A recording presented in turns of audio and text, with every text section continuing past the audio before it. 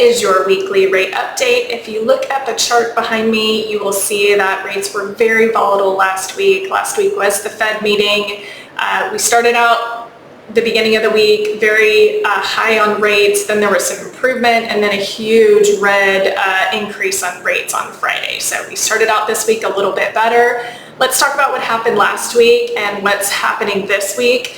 So recap for last week, rates got pretty ugly. The Fed meeting happened, and although they left the Fed funds rate the same, 3 of the Fed presidents expressed their dissent in wanting a 25 basis point hike rather than holding rates steady. They believe inflation has been high for too long, and the current Fed futures, this is important, current Fed futures are pricing in a 50 to 70% probability of a 25 basis point hike at the September Fed meeting. Now remember, rates are based on the futures market, so the current rates have already priced this in, the expectation that the Fed is going to do an increase.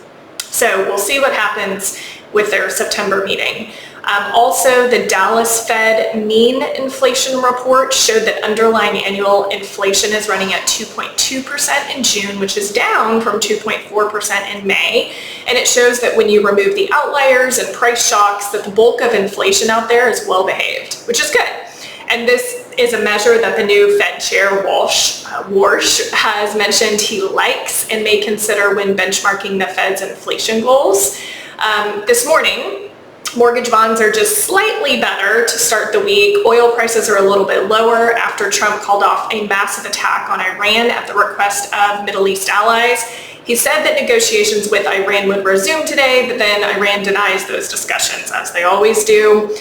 This week, though, is a very important jobs week. If we get weaker jobs data, fingers crossed, it could help mortgage bonds continue to rebound and give Warsh another reason not to do a rate hike. So reports coming out this week: tomorrow the JOLTS report, Wednesday ADP employment, Thursday job cuts and jobless claims, and Friday the BLS jobs report. We'll see how things go. I'll keep you posted and see you next week.